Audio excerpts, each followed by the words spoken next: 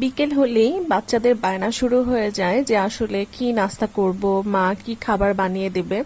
তো আজকে বাসায় পাউরুটি ছিল, পাউরুটি দিয়েই আমি আমার বাচ্চাকে খুব সুন্দর মজাদার একটা ডেজার্ট আইটেম বানিয়ে দিয়েছি। মাশাআল্লাহ, ও কিন্তু খুব মজা করে খেয়েছে, আমিও টেস্ট করেছি, ইভেন আমার হাজব্যান্ডও টেস্ট করেছে, অনেক বেশি ভালো ছিল। প্রথমে কিছু পাউরুটি নিয়ে পাউরুটির সাইডগুলো এইভাবে আমি কেটে নিয়েছি। দেন একটা প্যানের মধ্যে ঘি দিয়ে দিলাম 2 চামচ।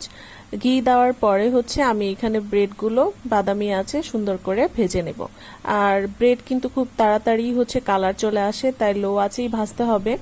এইখানে একটু আমারটা একটু কালারটা বেশি চলে আসছিল, কারণ আমার বেবি তখন আসলে আমার আশেপাশেই ছিল, দ্যাটস ওয়াই। তো আপনারা চেষ্টা করবেন যে লো আছে খুব দ্রুতভাবেই একটু উলট পালট করে ব্রেডগুলো ভেজে নেওয়ার।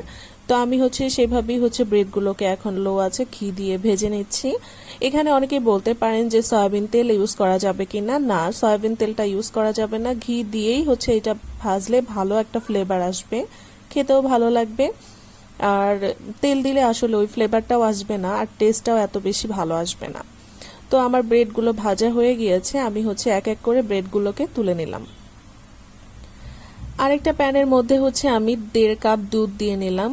দুধ দেওয়ার পর আমি 2-1 মিনিট দুধটাকে একটু ফুটিয়ে নিব। ফুটিয়ে নেওয়ার পরে এইখানে ইনগ্রিডিয়েন্টস দিয়ে দিচ্ছি কিশমিশ, বাদাম। এখানে আমি 2 পদের বাদাম আর কিশমিশ দিয়েছি।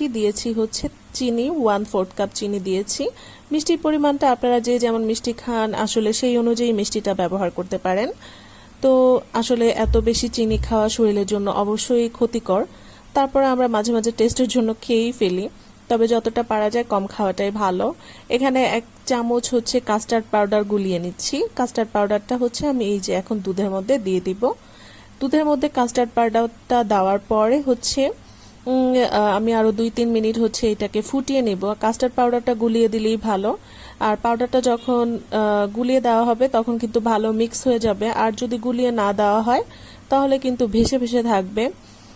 তো ওটা ভালো লাগবে না খেতে। তো কয়েকবার 2-1 বার কাস্টার্ড পাউডার দেওয়ার পর দুধটা ফুটে উঠলে আমি ব্রেডগুলো এখন এখানে দিয়ে দিলাম।